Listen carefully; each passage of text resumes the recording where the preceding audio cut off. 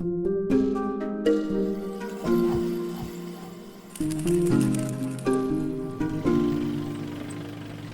here in the middle of what seems like nothing, I often ask myself, how do we create something that belongs?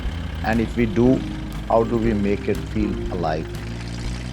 How can building sing with beauty?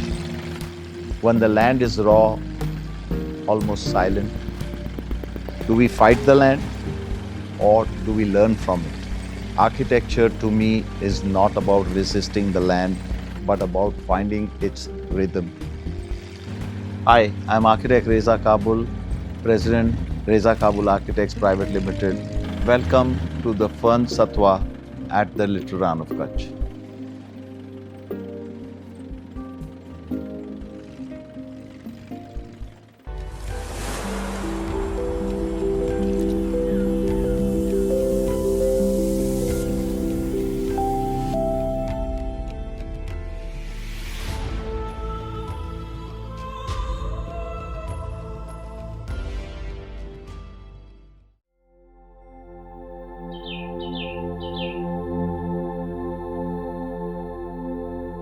The site itself was the most compelling teacher.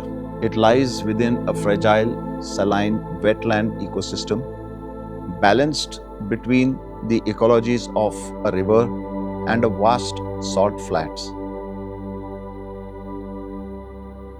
When you come into this place, once you enter this gate, you come into a different atmosphere, you come into a different ambience, and you get rejuvenated because you're coming close to nature.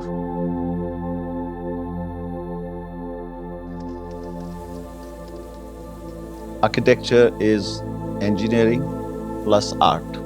So we get the inspiration and then we engineer it. And it's a blend of both. The best inspiration comes from nature. If you look at the leaves, you look at the stones, you look at the trees, they're all actually very balanced and very well designed by the Almighty. You take the inspiration and you start looking at architecture, and you bring that architecture also that matches or blends with the surrounding, the nature. You don't want to do something which actually, becomes an eyesore, it stands out. You want to do something with the nature. And considering all the aspects about this property, the name came out to be Satwa. And Satwa means purity, harmony, balance, rejuvenation. And I think we created the entire property true to its name. Once you get into the gate, you are in a different world, you are in Satwa.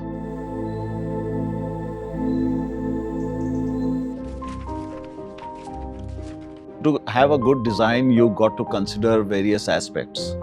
One is your lighting, cross ventilation, materials that you used, and the way you place your buildings.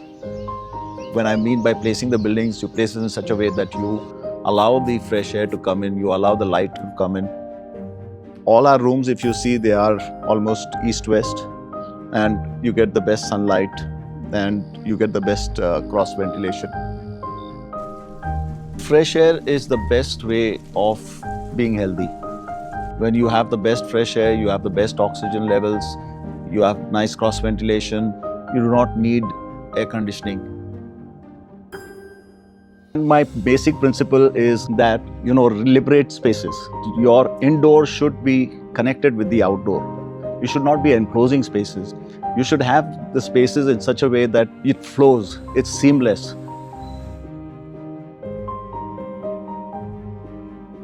Initially, when we came to the site, there was a stream that was flowing direct through the property. So we rediverted the stream and allowed the stream to flow. We didn't want to disturb the ecosystem, so we tried to bring the whole ecosystem within the property. We are creating an oasis like in the Gulf, in the Middle East. We brought the whole concept and the theme from that, so we have some domes. We have the arches and the other forms. Within our pool also we have entire green spaces, landscaping coming very close to nature. So it's like you are in a desert or a forest or something, where you have the pool and then the greens continue. So by doing that, what we are doing is we are bringing the temperature down. bringing in nature, we are keeping the nature, and we are living with the nature out here. The colors also that we have taken all earthy primary colors. You have the greens, you have the whites, off-whites, and you have the natural stone. Even our total entire landscape and the walkways are all natural stone which is found around. The compound walls, the rocks we brought in from surrounding areas, and we enhanced the property. It's very important to have natural materials for you to come closer to nature and live with the nature. These encounters stitch together a living, breathing ecology that the design had to respect and celebrate. That experience solidified our commitment to designing not just buildings, but a place that resonates with poetry of its land, sky, and life.